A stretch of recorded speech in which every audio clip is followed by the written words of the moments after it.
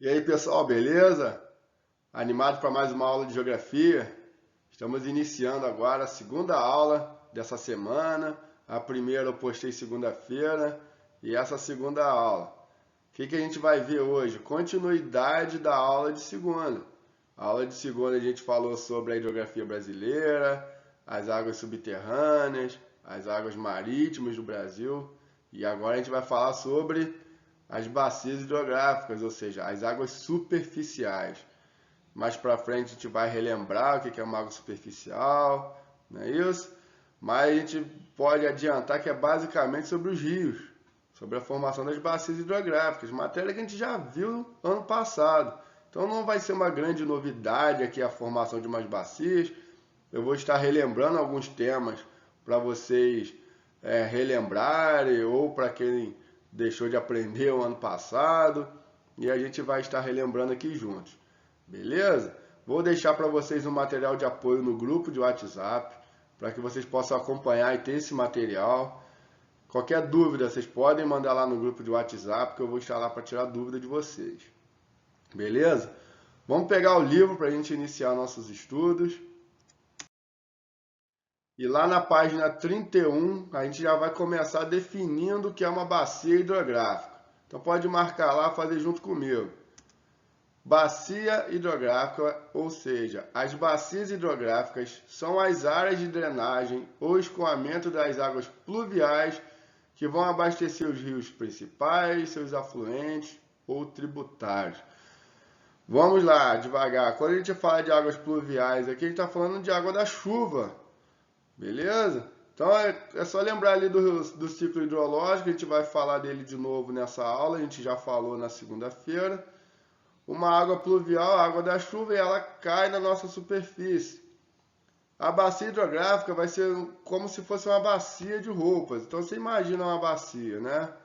O que vai ser a bacia? Ela vai captar essa água. Toda a água que cai dentro dessa bacia vai fazer parte dessa bacia hidrográfica. Então você imagina que esteja chovendo, né?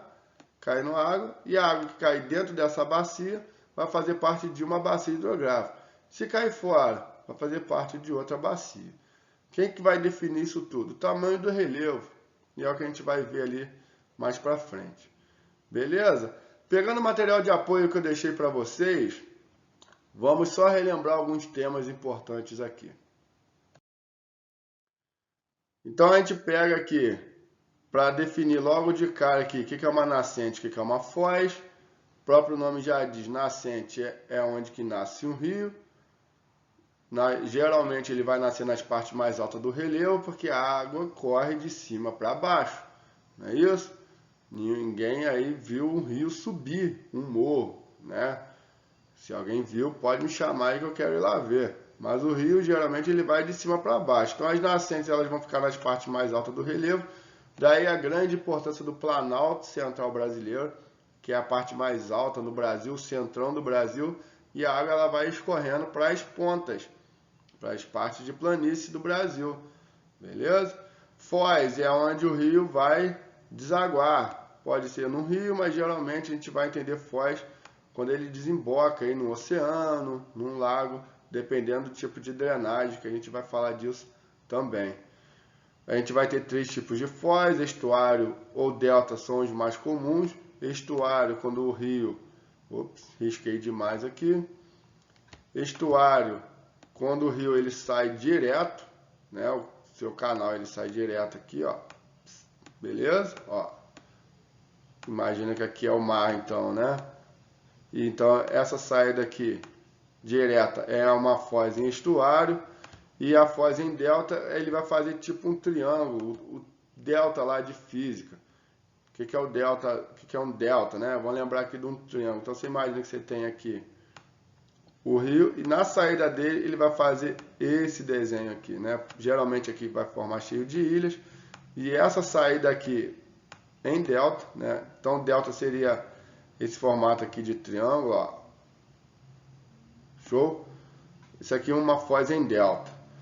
Beleza, professor, já sei. Isso aqui não vai ser o foco do nosso estudo, né?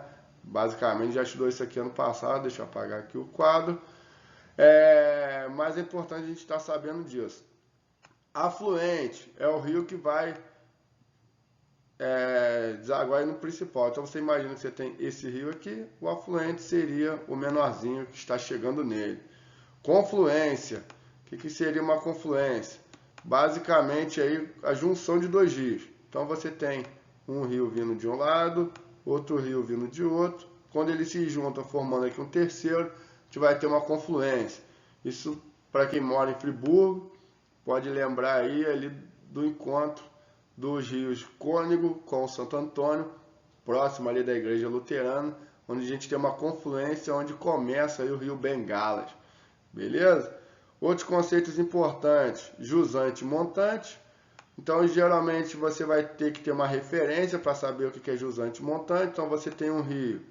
No meio dele, você tem uma barragem. Montante vai ser tudo que vem antes, ou seja, em direção à nascente. Se a direção dele for essa aqui vai ser a montante. E essa aqui vai ser a jusante. Jusante de quem? Da barragem, né? Você tem que ter uma referência ali para saber o que é jusante e o que é montante. Leito, local onde o rio corre. Margem, são os que vão delimitar, né, o rio. Margem direita, margem esquerda. Talveg é a parte mais profunda do rio. O curso é o tamanho do rio. E o meandro, geralmente, as curvazinhas dele aqui, né? Continuando, nossos conceitos. A gente vai ter aqui o regime que basicamente é da onde que a água vem.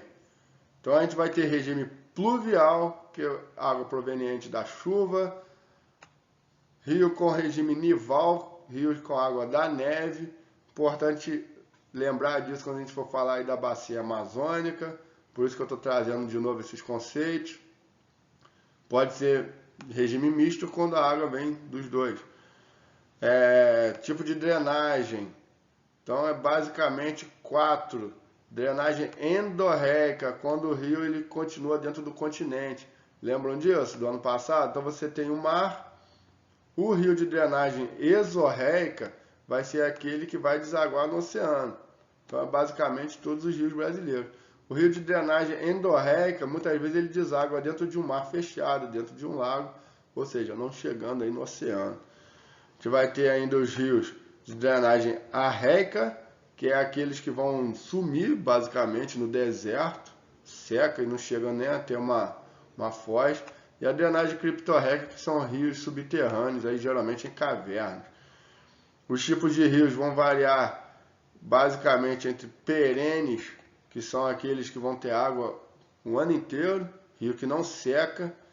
Importante lembrar desse conceito quando a gente for falar do Rio São Francisco. Rio temporário é o rio que vai secar, geralmente uma parte do ano. Geralmente são aqueles rios lá do sertão nordestino, que na época de seca ele vai sumir.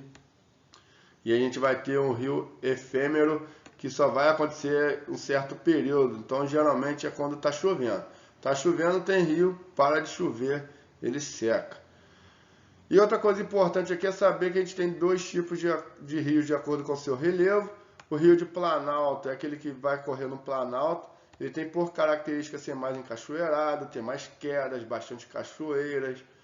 E ele vai ser importante principalmente para a geração de energia, já que ele vai ter muita força as suas águas. Pelo contrário, ele não vai ser bom para navegação. Não tem como a gente colocar um navio e descer uma cachoeira, né? E o rio de planície, ele vai ser um rio que vai correr mais suavemente, ele geralmente vai ser mais largo, as águas mais lentas. Para isso, ele não vai ser tão eficiente na geração de energia, porque você precisa de água com força. Mas, em compensação, ele é mais utilizado para navegação, já que ele já vai ser mais suave, mais lento, beleza? Então, são alguns conceitos que a gente trouxe aqui, que eu trouxe para vocês, para a gente relembrar. Isso tudo foi matéria do ano passado. Dei só uma refrescada na cabeça de vocês para a gente continuar nosso conteúdo aí. Beleza, galera? Vamos lá então, dar prosseguimento?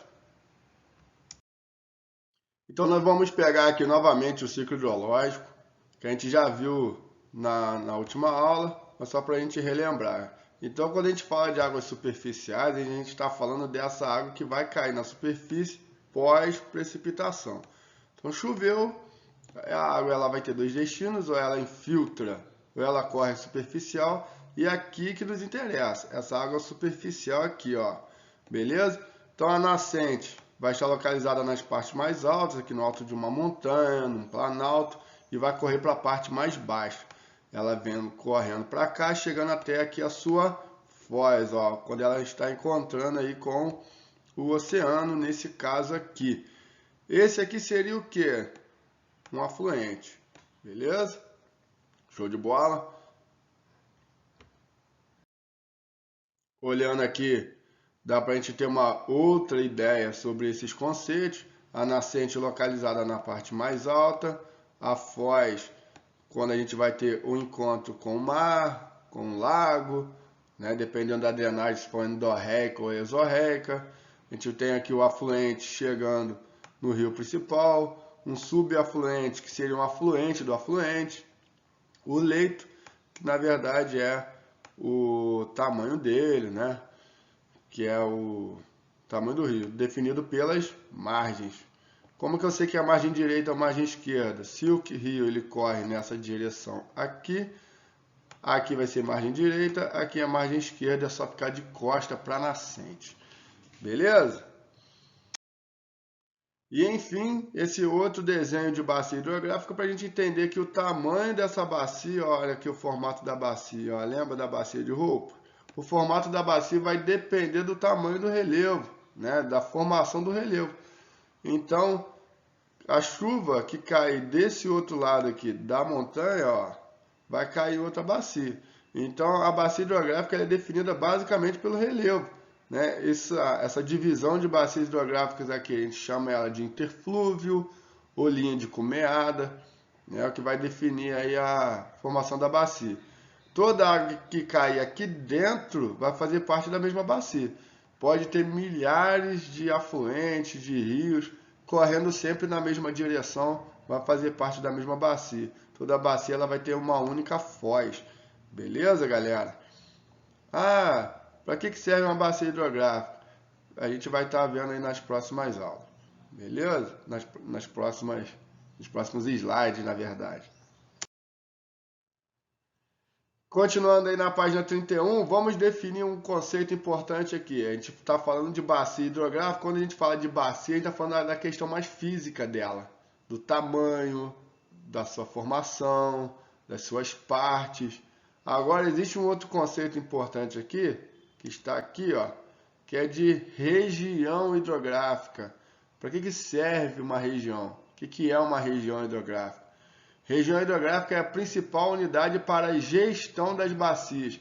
Gestão vem de gerenciar, de administrar, de tomar conta, beleza? E é basicamente isso, que a gente vai gerenciar o uso dessas águas. Quem é que vai fazer isso? A Ana. A Ana é uma menina? Não, a Agência Nacional de Águas. Ela é que é responsável por gerenciar o uso dessas águas, para que não seja feito nenhum tipo de abuso de água, né, desperdício, para que as águas sejam utilizadas de forma racional, visto que ela pode acabar em algumas partes do mundo. A gente já tem lugares que não tem. No Brasil, a gente viu na aula de semana passada, na aula de segunda-feira, que o Brasil é um país privilegiado, né? Um país que mais detém aí as águas doces do mundo. Mas não é por isso que a gente tem que ficar desperdiçando, fazendo dela, né, o uso de qualquer forma. Para isso existe a ANA, a Agência Nacional de Águas, que vai tomar conta exatamente disso. É o que vai falar aí no último parágrafo da página 31. Mas antes é legal a gente entender que uma região hidrográfica ela é formada por uma ou mais bacias hidrográficas vizinhas com características naturais e socioeconômicas similares. Então veja bem, bacia hidrográfica, quem define ela é o relevo. Não tem como eu definir o que é uma bacia e o que não é uma bacia. Ah, vou definir uma bacia. Não tem como, né? Porque a bacia hidrográfica, quem define para onde a água vai correr é a própria natureza. Vai depender aí do formato do relevo. Agora, a região hidrográfica é diferente. Região, quem vai definir as regiões vão ser o ser humano, vai ser o órgão competente, no caso a ANA. Então ela pega duas bacias próximas. Um exemplo que a gente tem aqui é a nossa bacia do Rio Paraíba do Sul, que é a nossa bacia, e a bacia do Rio Doce, que é um rio que nem passa aqui. Fica lá no Espírito Santo, nasce em Minas, deságua lá no litoral do Espírito Santo. Mas pela proximidade dessas duas bacias, a gente vai pegar essas bacias e vai fazer dela uma região. Não que essas águas vão se juntar. Não é que a bacia do Rio Doce, a água do Rio Doce vai correr para cá agora. Não, essas águas nem têm contato. Mas é por questão de gerenciamento. Beleza? A ANA, na hora de gerenciar, quando ela fala de bacia do Atlântico Sudeste, do Atlântico Leste, ela está falando de várias bacias dentro. Beleza? E quando a gente fala de gerenciamento da água, a gente está falando basicamente do seu uso, o uso dessa água. Que o rio, principalmente uma mentalidade mais antiga, uma mentalidade que hoje em dia já mudou bastante, né? Isso é importante, mas o rio era visto como local de depósito de lixo. O esgoto todo de todas as casas das cidades brasileiras, principalmente, iam para o rio. Não só no Brasil, mas a gente tem históricos de rios importantes na Europa, lá na Inglaterra, que o rio era visto como depósito de esgoto, de lixo. As pessoas tinham na cabeça que o que não prestava jogava no rio. É doideira isso, né? Hoje tem mudado, na verdade. As pessoas têm que entender que o rio, ele é amigo nosso. O rio, na verdade, deveria ser, e é para ser, fonte de captação de água, de recurso. O rio serve para a gente fazer várias coisas. Ele serve como, principalmente aqui, como a gente está vendo nessa imagem, captação de água para a agricultura. Então, ao longo de vários rios do mundo, a gente vai falar do Rio São Francisco mais para frente, ele é importantíssimo para a captação de água para irrigação, para agricultura. A gente tem aí água para dessedentação de animais, para matar sede de animais. Então, veja bem, não dá para colocar uma água poluída para dessedentar animais, né? Para matar sede do animal. Água utilizada aí como né, abastecimento urbano, limpeza pública, para abastecer nossas casas. Então, tá dando para ter uma ideia da dimensão do uso das águas, como é que é importante a gente tratar o rio como uma peça importante para a nossa sociedade. A água que serve como navegação, aqui uma questão, né, que a gente pode relembrar ali do rio de planície, olhando o rio com essas características mais larga, água mais tranquilinha, né? E aí a água servindo como o rio servindo como um meio de transporte. Então, isso tudo, quem faz esse gerenciamento, quem vai fazer toda essa parte de administração da bacia é a ANA, lembrando disso, a Agência Nacional de Águas. A água servindo aí como meio de geração de energia elétrica, temos aí a usina de Itaipu, a gente vai falar dela um pouquinho mais para frente hoje ainda. A água servindo como piscicultura aí na questão de criação de peixes, né? Então, olha só quanta importância nós temos na captação de água. Então, por isso nós temos que ter uma água de qualidade. E tendo água de qualidade só cuidando dos nossos rios, não é isso? Cuidando das suas cabeceiras, das suas nascentes. E a água servindo como lazer também, muito importante. Algumas cidades vão viver aí de lazer, clubes, né? Caldas Novas, lá em Goiás, muito famosa por ter vários clubes. E é exatamente captação de água que vem dos rios, né?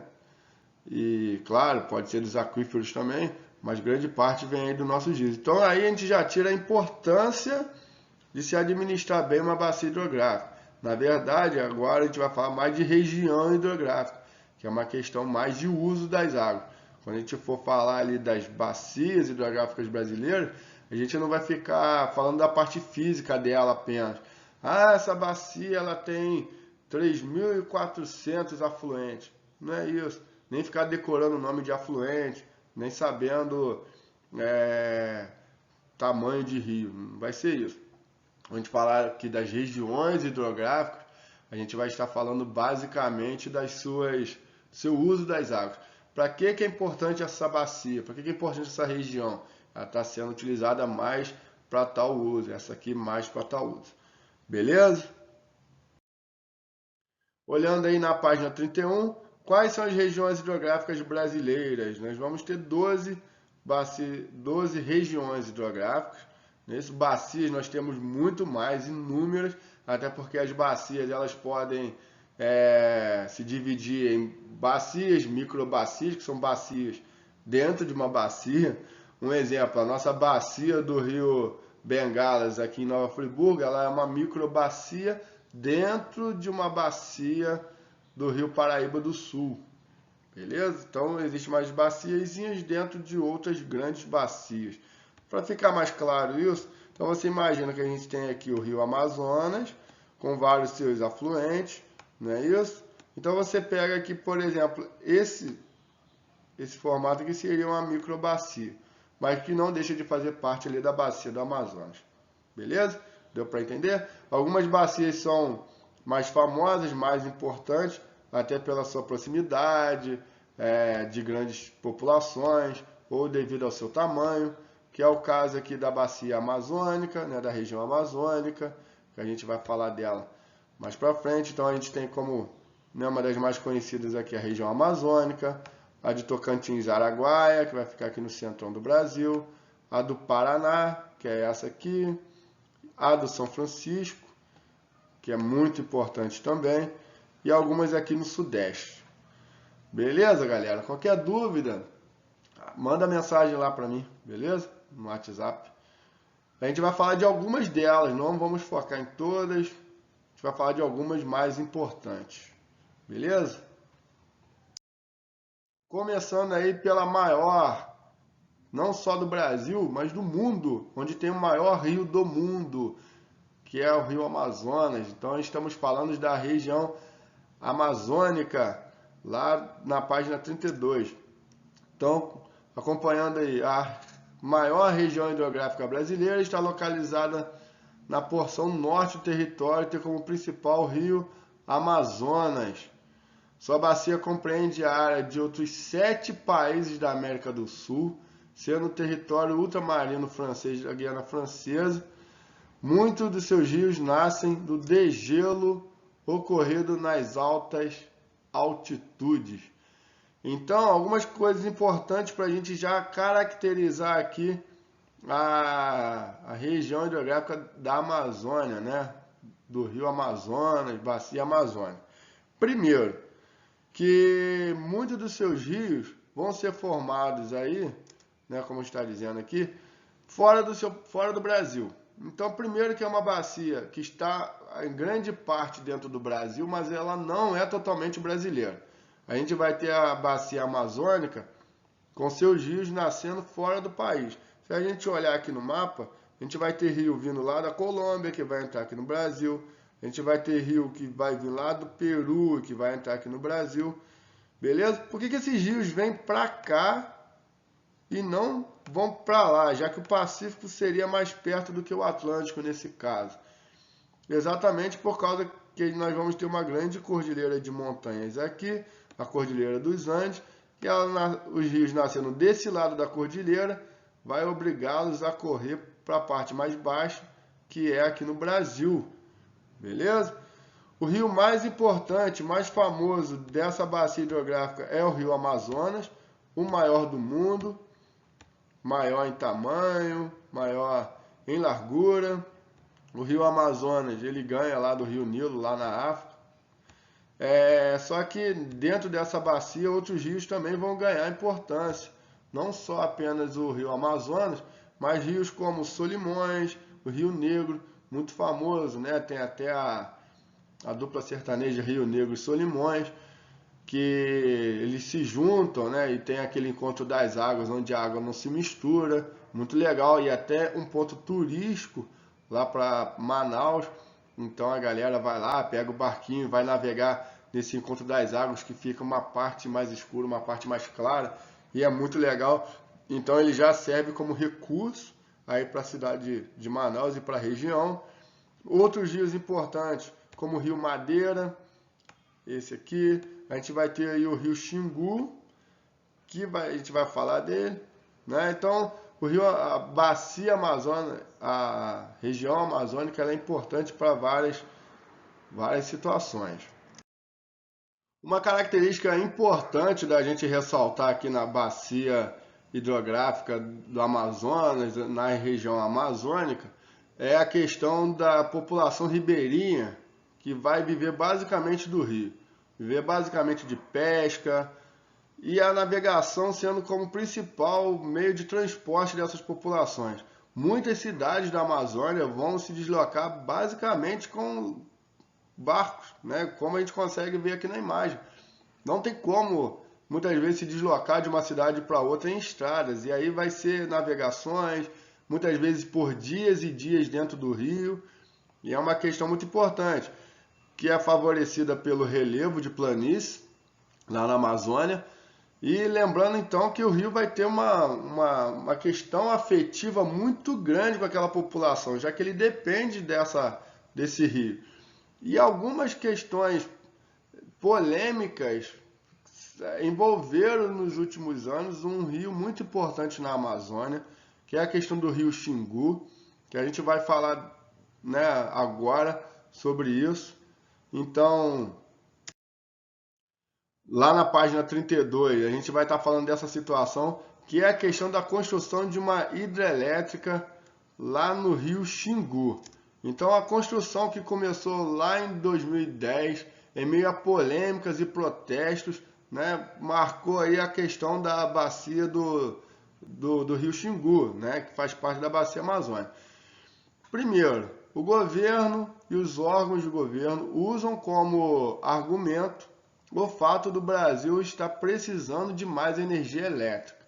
Isso é um argumento que é legal, né? Verdadeiro. Todo país que cresce economicamente, vai ter mais indústrias, que vai ter uma economia maior, ele requer energia.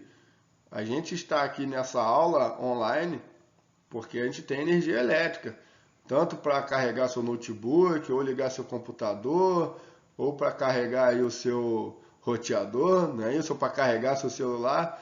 Então a energia elétrica ela é muito importante, faz parte do nosso dia a dia. Mas algumas obras, né? E não antes de falar das obras, mas como que a gente gera energia elétrica? A gente pode gerar energia elétrica através de várias formas. Com usinas eólicas, através do vento, com usinas nucleares, a gente já, né, acho que vai falar disso mais para frente. E a energia hidrelétrica é uma dessas formas, né, que é você colocar lá, represar o rio e fazer com que a gente tenha forças para girar ali a turbina e gerar uma energia elétrica. Só que a energia vinda da hidrelétrica, ela foi vendida por muitos anos, ela foi sendo divulgada por muitos anos como uma energia totalmente limpa. Uma energia que é renovável, né? Então ela foi muito difundida no Brasil por causa disso. Mas alguns estudos recentes têm mostrado que, na verdade, os seus impactos ambientais e sociais muitas vezes estão pesando contrariamente a esse tipo de energia. No Brasil, 80% praticamente de nossa energia elétrica vem das hidrelétricas. E se a gente for pensar em algumas situações que vão ser prejudiciais às populações, ao invés de trazer benefícios, elas podem complicar a vida de algumas pessoas. Pensando da questão ambiental, já se foi provado que as hidrelétricas elas emitem sim gás de poluição atmosférica, principalmente o metano, devido à matéria orgânica que vai ficar lá no fundo do reservatório. Então, só para a gente pensar aqui, a gente tem um rio, né, que está correndo na direção, Então você vem e coloca uma barragem aqui para fazer uma hidrelétrica. Essa água que está vindo, ela vai ficar represada. Ela vai criar um grande poço aqui, ó, um grande lago, na verdade, beleza? Para poder fazer volume de água e ela ter forças para girar a turbina que vai ficar aqui dentro, aqui na casa de máquina. Só que essa água, quando inunda aqui para trás, ela vai alagar grandes áreas, beleza? Então, a matéria orgânica que vai ficar depositada ali, já se tem alguns estudos que essa matéria orgânica, ela vai emitir poluição. Você tem uma grande questão, que é aquela população ribeirinha que a gente acabou de ver no outro slide, que morava aqui do lado do rio, ela vai ter que ser removida, né? Porque ela não pode continuar morando ali, já que vai alagar tudo. Você tem a questão que vai envolver no fluxo dos peixes que navegavam livremente, que agora tem uma barragem, tem uma barreira impedindo a sua circulação. Isso vai interferir aí na vida dos peixes, além de mexer com o fluxo de água, né? Alguns lugares que precisavam que, vamos dizer assim, que o rio enchesse, elas vão parar de encher. Isso eu vou mostrar para vocês num vídeo na próxima aula, beleza? Então, lembrando que a hidrelétrica, apesar dos seus benefícios, elas também têm pontos negativos, beleza? Isso a gente tem que ficar aí na nossa cabeça.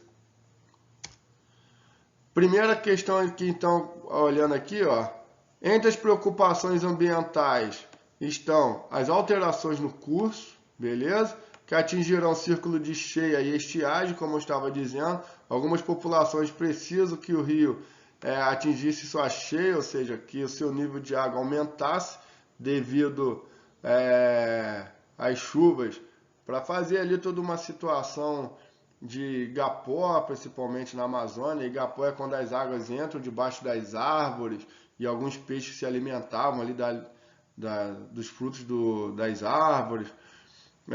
Quando você tem fazendo uma represa, essa água ela diminui, ela para de encher esses igapós. Você tem a questão aqui no quarto parágrafo, sobre a população que vai ter que abandonar os seus lares por causa da usina, ó. As famílias ribeirinhas que vão ter que abandonar suas casas. Você tem outra questão, que a cidade lá, onde está sendo construída a usina de Belo Monte, Altamira, vai receber muita gente que vai trabalhar na usina. Isso vai ter um impacto social, vai mudar a vida das pessoas que moram naquela cidade. Então, ou seja, são várias situações. Esses pontos, né, que eu acabei de falar para vocês, não vão ser bem recebidos por alguma parcela da sociedade, alguma parcela da população, principalmente lá de Altamira, da Amazônia. E aí vai resultar em quê? Em protesto, né? Tivemos aí algumas cenas de alguns anos atrás, onde principalmente índios, que a gente consegue ver aqui nessa primeira imagem, fazendo protesto. Então você tem aqui os índios, né? Não às barragens de Belo Monte. Ou um outro aqui, né? Em defesa da Amazônia, não a Belo Monte. Xingu Vivo, Belo Monte não. E o povo brasileiro diz não a Belo Monte. Então você viu que a população não recebeu de bom agrado a questão de Belo Monte. Mas vou dizer para vocês que o governo não ouviu ninguém e o governo construiu Belo Monte. Elas não têm ainda funcionamento de toda a sua capacidade. Ela ainda está, né, funcionando aos poucos, mas ela já está bem avançado o seu nível de construção. Beleza, galera? Alguma dúvida? Pode me perguntar lá no WhatsApp, beleza? Continuando. Vamos falar agora da região hidrográfica do Rio São Francisco. O Rio São Francisco é um rio muito conhecido, já teve novelas sobre o Rio São Francisco, né, na Rede Globo. A região hidrográfica do Rio São Francisco é uma das maiores aí do Brasil, mais importante. Tem como rio principal o Rio São Francisco, que leva o nome da bacia, que nasce em Minas Gerais e vai para o Nordeste. Muitas vezes você tem na cabeça do Rio São Francisco, até porque a novela se passou mais no Nordeste, que ele é um rio nordestino, mas ele é um rio que nasce aqui no Sudeste. Ele nasce aqui no estado de Minas Gerais. Isso vai fazer uma diferença muito grande para o rio, a gente vai falar disso daqui a pouco, beleza? E ele vai correr no sentido sul-norte, né? Olhando no mapa, a gente tem a impressão que ele está subindo. E essa é uma impressão. Vou mostrar isso para vocês daqui a pouco. Então o Rio São Francisco, ele nasce aqui em Minas Gerais, né, na Serra da Canastra, e ele tem como direção o Nordeste. Por que ele ganha tanta importância? Exatamente por ele atravessar as áreas mais secas de alguns estados, como Pernambuco, Recife, o interior da Bahia e uma parte daqui de Minas Gerais que é bastante seca também, o Vale do Jequitinhonha. Então, isso vai fazer com que ele ganhe grande importância para essa população que vai depender exclusivamente do rio, para fazer agricultura, muitas vezes para navegação, muitas vezes para gerar energia. E aí o Rio São Francisco ele ganha muita importância, principalmente pelo fato dele nascer em Minas Gerais, receber vários tributários e afluentes aqui em Minas Gerais, que vai dar força para ele atravessar o sertão do Nordeste sem secar. Então, apesar dele ser um rio que vai cruzar o sertão, ele é um rio perene. Lembra lá da definição de rio perene que a gente falou lá no início da aula? O que é um rio perene? Um rio que não seca. Por ele ter essa constância de água, né, principalmente na sua nascente, ele não vai secar e vai ser muito importante para essa população que vai depender exclusivamente dessa água dele. Beleza? Então a gente tem aqui a imagenzinha, apesar de eu estar na frente, da nascente do Rio São Francisco, na Serra da Canastra, aqui próximo, né, em Minas Gerais. Olha como que ele nasce, o Rio São Francisco bem pequeno, né? Um filetezinho de água. Ninguém diz que ele vai virar aquele grandioso Rio São Francisco, né? E aqui ele atravessando uma área mais seca do Nordeste, dá para ver que é bastante seca, e dá para ver que nas suas margens ele vai ser importante para quê?